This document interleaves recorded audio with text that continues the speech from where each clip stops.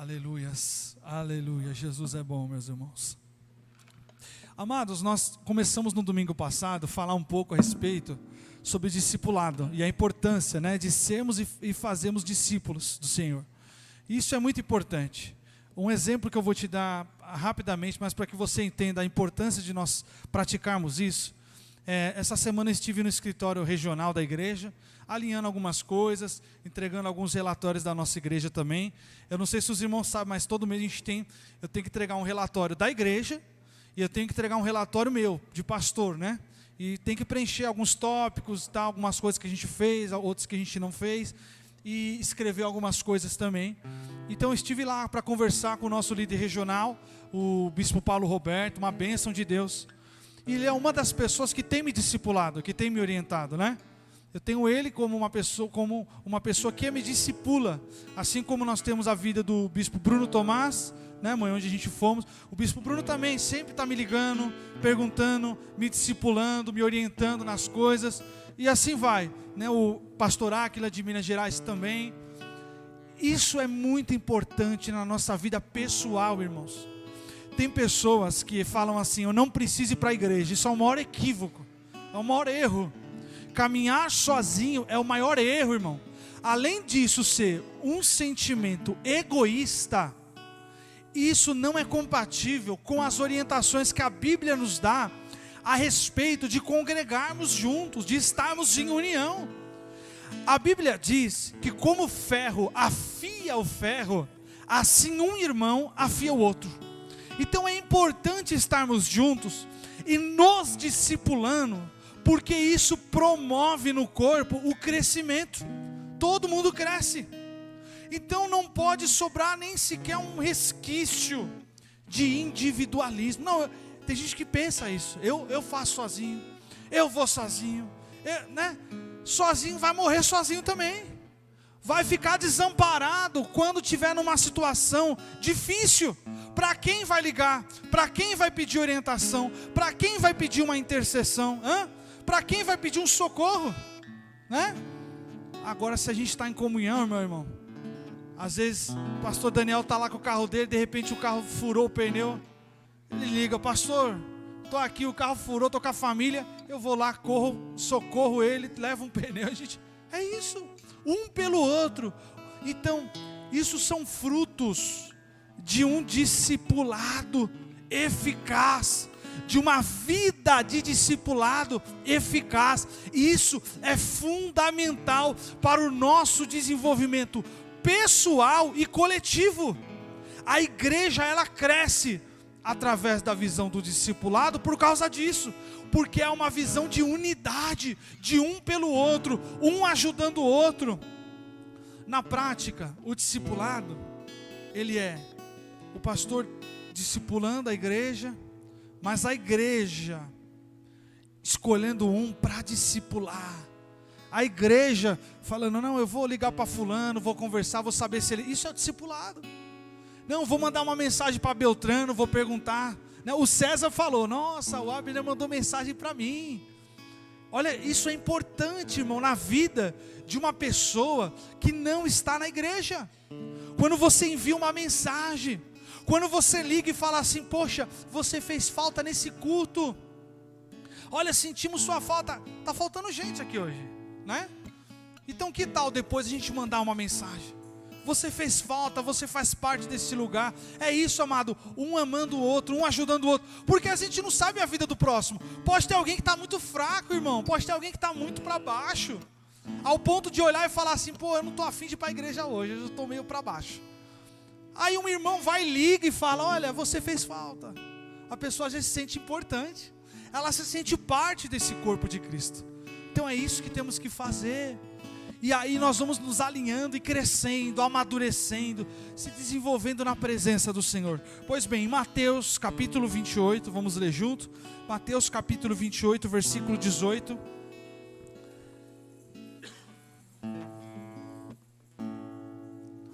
Mateus capítulo 28, versículo do 18 até o versículo 20 nós vamos ler. Deus é muito bom, meus irmãos. Esse texto que nós vamos ler é uma orientação que Jesus Cristo ele vai dar. Nós já lemos eles aqui outras vezes, mas isso tem que ficar gravado na tábua do nosso coração. A Bíblia fala para nós meditarmos na palavra do Senhor de dia e de noite. E a Bíblia fala para nós pregarmos a palavra do Senhor em tempo e fora de tempo. Então quer dizer, é o tempo todo, né? Atas no seu pescoço, né?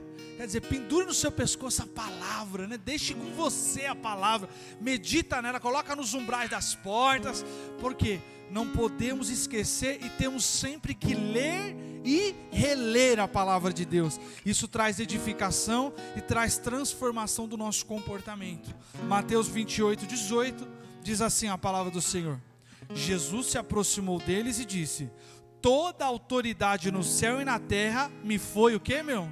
Foi dada, foi entregue, né? Algumas versões estão entregue. Então Jesus Cristo, Ele tem toda a autoridade, toda a autoridade. Quando nós nos encontramos em um momento de uma pessoa estar possessa por demônios, você não expulsa os demônios no nome do pastor. Expulsa, irmão. O demônio vai dar risada, você está de brincadeira. É no nome de Jesus. Por quê? Porque esse nome tem poder. Na continuação do texto diz: portanto vão. Olha só, primeiro ele disse que tem poder, agora ele dá uma ordenança, irmão. Não é uma escolha, é uma ordenança. Portanto vão e façam o que, irmãos? O que está na sua versão aí? Discípulos. Então é uma invenção do pastor o discipulado? É uma ideia da igreja local? O pastor está com esse negócio de discípulo, nem está na Bíblia. Está na Bíblia. De todas as, o que, irmão? Nações. Então é onde você está. A avó Sueli não estava no Brasil, mas estava lá, sendo uma discipuladora. Batizando-os em nome do Pai, do Filho e do Espírito Santo. Quer dizer o quê? Eu discipulo e eu batizo nas águas. Ensinem esses novos discípulos. Olha só, ele traz para você uma orientação do que você tem que ensinar. Ensinem esses novos discípulos a obedecerem a todas as ordens que eu lhes dei. Quer dizer, você vai falar sobre obediência, né? Como um bom discipulador, você vai falar para o seu discipulado o quê? Para ele ser obediente à palavra do Senhor. E lembrem-se disto, olha só, é promessa: estou sempre com vocês, até o que, irmão? Ele vai estar até amanhã, até hoje, até a consumação, até o fim dos tempos. Ele vai. E por que no fim dos tempos ele já não vai ter essa necessidade da promessa de estar conosco? Porque aí de fato ele vai estar conosco.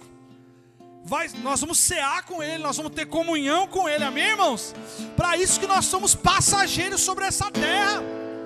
Você é um peregrino aqui, a sua pátria é o céu. Nós podemos, né, teve o 7 de setembro, podemos cantar o hino nacional. Eu sou brasileiro, o Brasil ganhou da Bolívia, né? Jogou, ganhou da... Eu sou brasileiro, mas a minha pátria não é aqui. O meu rei não é dessa terra. Aleluia, eu não estou submisso aos governantes dessa terra, mas eu estou submisso sobre a governança do Rei dos Reis e Senhor dos Senhores, que é o Senhor Jesus Cristo de Nazaré, louvado seja Deus. Então o discipulado, ele é parte de uma ordenança da palavra de Deus. Eu preciso anunciar essa boa nova, eu preciso divulgar essa boa nova, e Jesus Cristo, ele deixou esta ordenança, não simplesmente de uma forma aérea, mas porque ele vivia o discipulado. Quando Jesus Cristo, ele nasceu em um cenário de perseguição, né? Ele nasceu numa manjedoura. Maria teve Jesus em uma manjedoura. E durante esse período em que Jesus nasceu, veio magos do Oriente, né?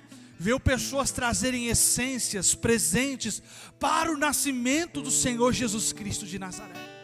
Ali, o primeiro ponto fica muito claro para nós, que não se tratava de fato de alguém comum, mas era o próprio Salvador, era o Deus encarnado, gerado no ventre de Maria, que agora nasceu num grande palácio, irmão, nasceu num castelo real, não, ele nasceu num lugar aonde os animais ficavam. Ele nasceu num lugar onde tinha estoque de alimento dos animais. Ele nasceu no ambiente da improbabilidade, irmão.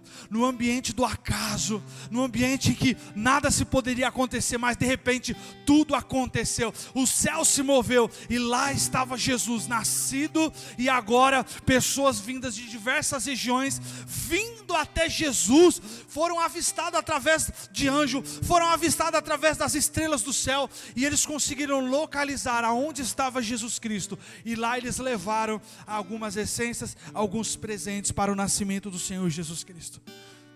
Mas teve uma outra pessoa que nasceu, chamada de João Batista, mais conhecido como a voz do que clama no deserto. Esse homem vivia no deserto, irmão. Para você ter noção, esse homem comia gafanhoto, né? Gafanhoto e mel silvestre, né? Que era aquele mel que não tem reparo nenhum, irmão, é o mel puro. Mas lá no deserto, este homem nascido no mesmo tempo de Jesus, que quando Maria foi visitar sua irmã, as duas se abraçaram, e as crianças, o que, irmão? Pularam no ventre. Pularam no ventre. E agora esse João Batista, outro improvável, outro acaso, outro que você falava, meu Deus, não vai surgir nada, e surgiu tudo. Lá no deserto, ele falava assim: endireitai as veredas, pecadores, né? Endireitai as veredas, pecadores, porque vem alguém que eu não sou nem digno de calçar as sandálias dos seus pés. Ele estava se referindo a Jesus, ele estava se referindo ao mestre que estava para chegar. E agora esse João Batista começou no deserto a reunir multidões, irmão. Não era cadeira boa, não era ventilador, era o sol ali, ó, estalando. Ele pregando, falando de arrependimento, de pecado, e o povo se reunindo. A Bíblia fala assim que João Batista foi batizar nas águas alguns irmãos. E nessa dele batizar nas águas, porque já era uma ordenança antes mesmo de Jesus retificar essa ordenança do Antigo Testamento sobre o batismo nas águas, João Batista avista vindo de longe um homem. E esse homem era acompanhado de uma unção, de uma presença. E ele falou: Senhor, eu não sou digno nem de te batizar aqui. E Jesus Cristo olha para ele e fala assim: tem que ser feito isso. Essa é uma ordenança. Olha só, Jesus se submeteu às ordenanças da palavra e foi batizado sobre as águas pelas mãos de João Batista, pelas mãos daquele homem do deserto, do anunciador. E ali, quando Jesus Cristo é batizado nas águas, a Bíblia fala assim que vem uma pomba branca, é o Espírito Santo de Deus ascendendo. Todos ali puderam contemplar que dentre todos aqueles que estavam sendo batizados naquele rio, acho que era o Rio Jordão, se eu não me engano, aquele homem chamado Jesus Cristo, ele era o Messias, ele era o enviado, ele era o que o profeta Isaías tinha dito no Antigo Testamento. Não se tratava de alguém comum, não se tratava de um homem comum. E quando Jesus Cristo foi batizado ali nas águas, agora ele vai iniciar um processo dentro do seu ministério. Ele vai passar ali um jejum de 40 dias no deserto. E dentro desse período que ele estava ali, em jejum no deserto, o diabo se manifestou para tentar ele.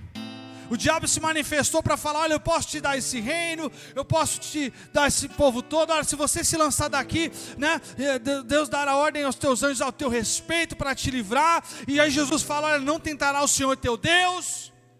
Ele sofre uma guerra espiritual, porque o diabo vem oferecer aquilo que nem dele é, né? Transforma essas pedras em pães.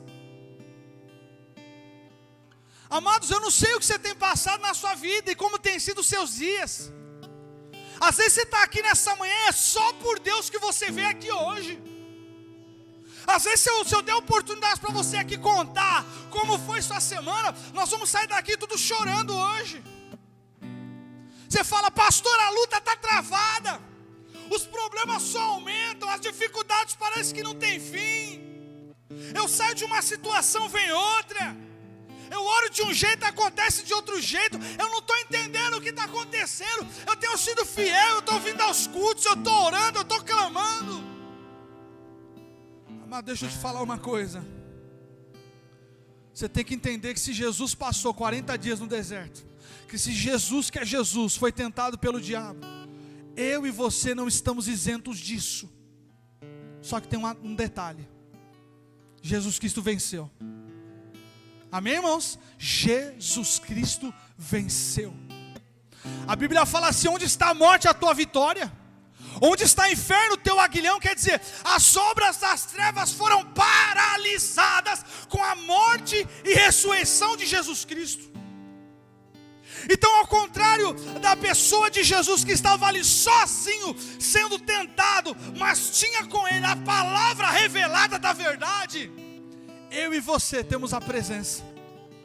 Porque o que diz no final do texto aqui? E lembrem-se disto: estou sempre com vocês. Ou então em outra versão vai dizer: estarei sempre com vocês. Você não está sozinho na sua dor. Você não está sozinha na sua lágrima.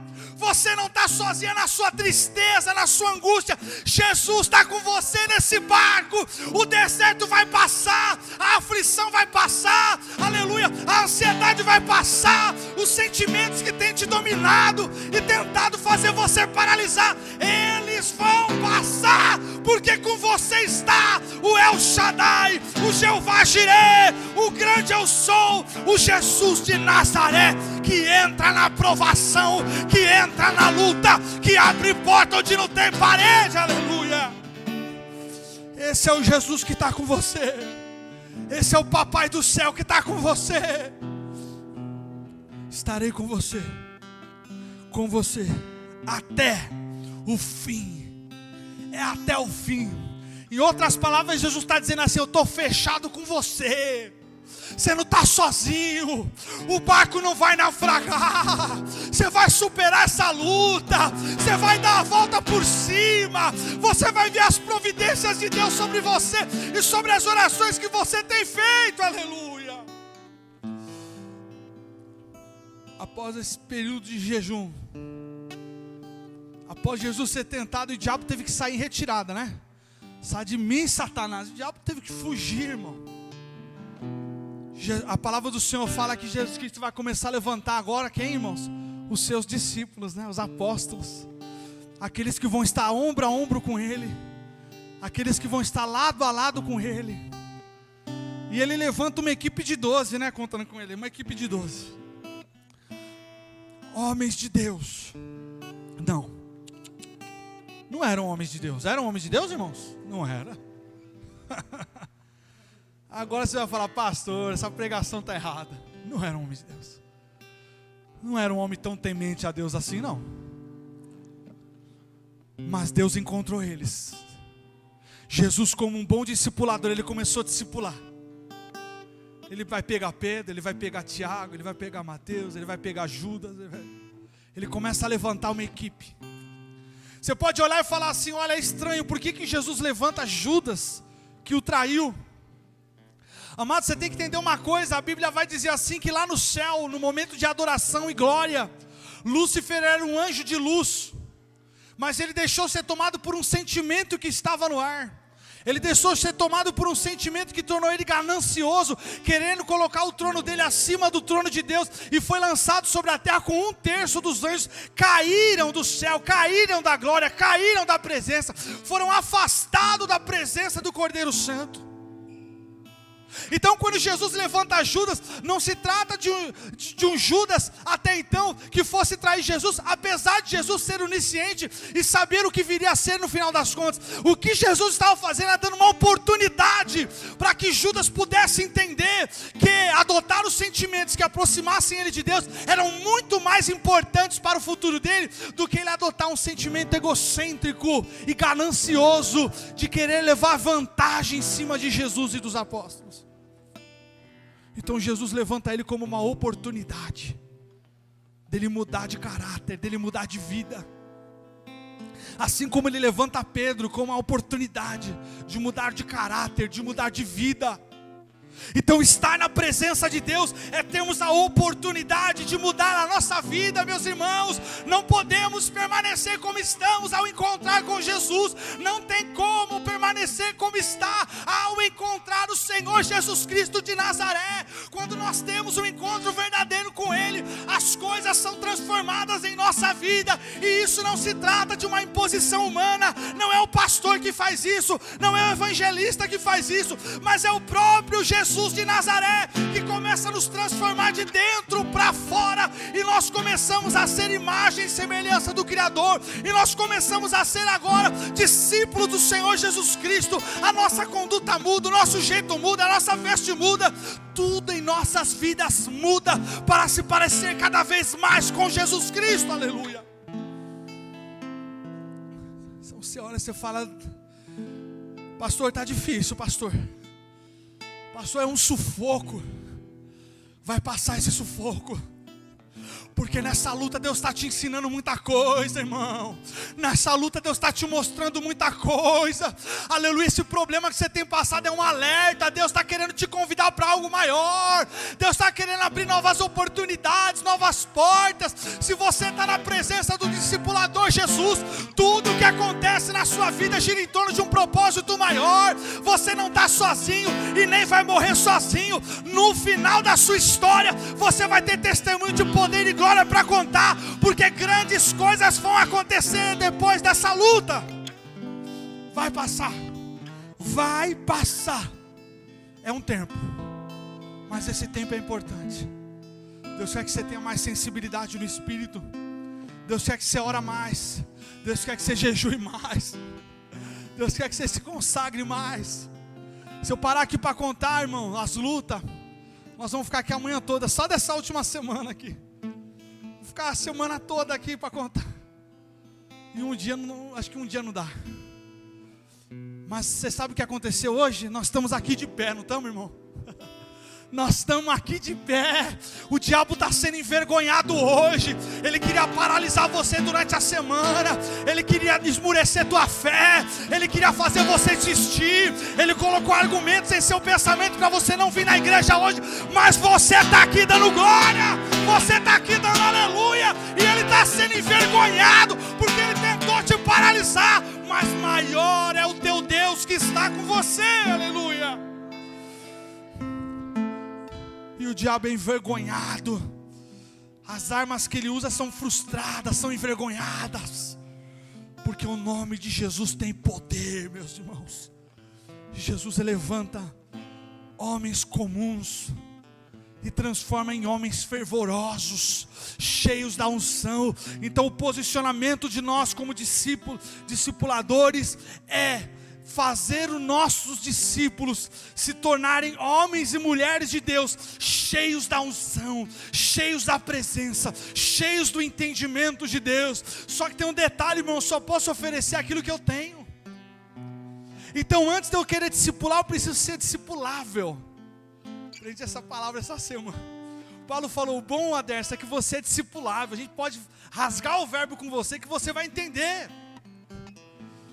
Sabe, eu falei para ele assim: bispo, eu sou tranquilo, porque a Bíblia fala que a verdade ela liberta, então estou disposto. Às vezes dói, às vezes você engole até a saliva assim, passa rasgando, né, irmão?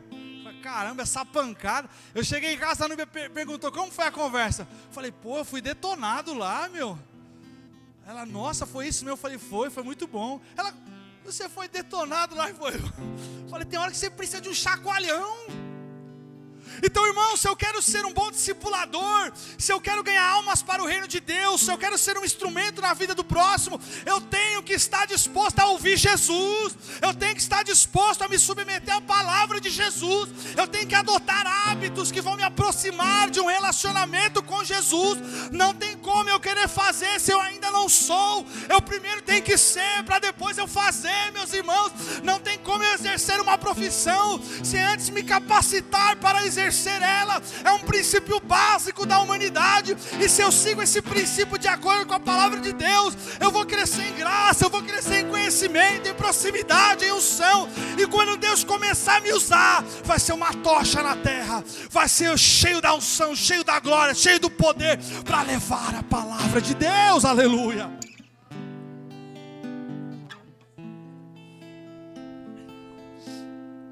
Aleluia. A presença de Deus é grande aqui hoje, meus irmãos. Oh, Jesus, aleluia.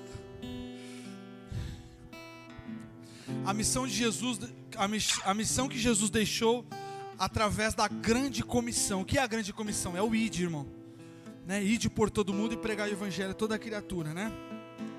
E o que é ser discípulo? Discípulo, palavra do hebraico, que na Talmud significa aquele que fica empoeirado com a poeira que sai de seu mestre.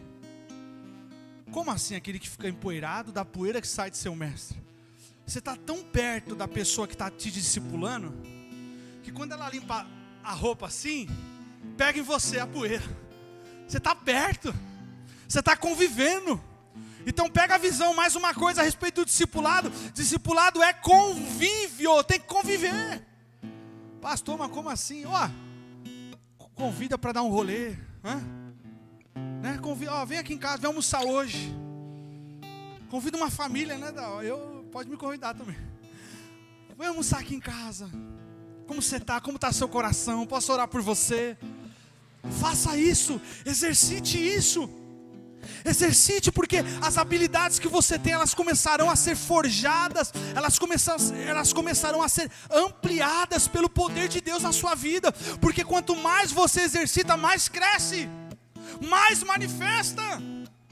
Então, aleluia, eu tenho que estar apto para estar próximo do discipulado.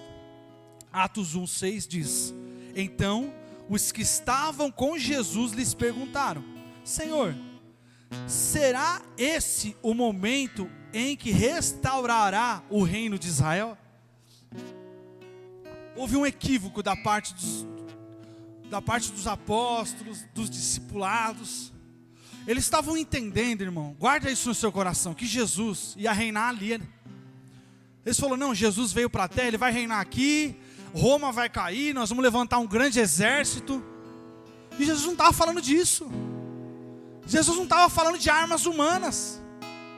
Jesus não estava falando de escudos, de espadas. Jesus não estava falando disso. Jesus estava falando da arma do céu, que é a palavra dele. Por quê? Porque a palavra do Senhor é como uma espada de dois gumes, né, pastor Daniel? Ela penetra na divisa da alma e do espírito. Ela discerne tudo, a palavra de Deus faz isso. E os apóstolos ali reunidos, eles estavam de maneira equivocada, achando que o reino de Jesus Cristo ia se estabelecer naquele tempo. Então um detalhe fica claro para nós, que o discípulo tem que entender o que o discipulador está falando. E eu só consigo entender se eu estou prestando atenção. Eu só consigo entender se eu estou concentrado. Eu só consigo entender, aleluia, se eu estou atento a tudo que está sendo dito. E isso vai pedir de nós algo muito importante, que é a dedicação. Então o discipulado é dedicação. Eu tenho que ter constância, eu tenho que ter resiliência, eu tenho que estar disposto a ouvir. Amém? Isso é um princípio da sabedoria. Ouvir mais do que falar. Eu tenho que estar disposto a ouvir, disposto a receber, disposto a refletir sobre todas as orientações que eu estou recebendo. Aleluia. Bom, Jesus Cristo de Nazaré, o método que Jesus Cristo, a nossa esperança deve estar em Jesus Cristo, amém? A nossa esperança, ela deve estar na pessoa de Jesus Cristo. Então, se eu colocar a minha esperança sobre as coisas dessa terra, eu estou indiretamente falando: Jesus, o Senhor não é suficiente para mim. Eu vou pegar algumas coisas do que o Senhor fala, mas eu quero algumas coisas. Jesus trabalha assim, irmãos. Jesus deixa você ficar metade do tempo com Ele e metade do tempo com as coisas desse mundo? Não. É período integral. É 24 horas por dia. Jesus Cristo não aceita que você se doe metade do seu coração para Ele. Ele quer você por inteiro, Ele quer sua vida, Ele quer seus dias. Por isso que o crente, ele sai da igreja, mas ele põe louvor em casa, ele põe pregação. Eu estava assistindo uma pregação ontem daquele, como que é, do trovão lá, o... Voz de trovão, ele tem uma voz de trovão, né, irmãos? Estava assistindo Voz de Trovão. Depois a gente começou a assistir um culto que estava tendo na AD Perus também, lá o louvorzão dos jovens, lá uma bênção. E o crente faz isso. O crente se edifica no Senhor. O crente procura um relacionamento direto com Deus todos os dias de sua vida. Então eu não sei, às vezes você está esmurecido, às vezes você está meio para baixo, às vezes você está com a sua fé um pouco abalada. Amado, se tem um remédio poderoso para você se fortalecer em Jesus, é você se aproximar de Jesus. Então eu tomei assim, coloca o louvor, força uma oração, mesmo que você não queira orar. Eu não estou afim de orar, mesmo que você não esteja assim. Você vai pegar e vai começar a orar, vai dar glória. Eu não tenho nem o que orar, Dércio, dá glória. Começa a dar glória. Daqui a pouco começa a aparecer o nome de um, o nome de outro. Daqui a pouco começa a aparecer uma coisa aqui, outra ali. E você começa a ser ativado pelo Espírito Santo de Deus. Quanto mais eu me exercito, mais eu cresço, irmãos.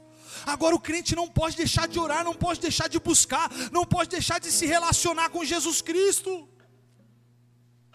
A palavra do Senhor fala que quando Jesus levanta ali os apóstolos, então, aleluia, Ele vai passar um tempo com cada um, e todos vão começar a crescer na graça e no conhecimento da palavra. Aleluia, Jesus Cristo vai para o monte da transfiguração. Jesus Cristo vai curar o paralítico, vai curar o cego, vai curar a mulher do fluxo de sangue. E os homens de Deus estavam sempre com eles.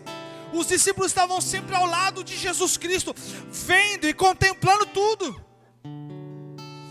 E Jesus Cristo vai dar uma ordem para eles irem de 2 em 2. Nunca vai sozinho. Lembra que eu falei no começo, na parte introdutória da mensagem, sobre as pessoas que acham que não precisa de igreja? Olha o exemplo de Jesus. Nunca estão sozinhos. Vai de 2 em 2. Aquele que receber vocês entram na casa. Quem não receber, sacode a poeira e vai embora. E eles seguiram, praticando o que Jesus falou. Eles seguiram, usando o modelo de Jesus Cristo. Eu te deixo uma pergunta no ar: o que tem sido o seu modelo de vida? O que tem sido a sua inspiração do dia a dia? É o pregador coach? Porque tem muito pregador coach, irmão. Tem muita gente aí que se diz pastor, não é pastor, é pastor de live, pastor de internet. Isso não é pastor, irmão. Pastor é igreja, é apacentar rebanho, é pagar preço. Não é pastor coach que você coloca lá e você só vai ouvir o que você quer.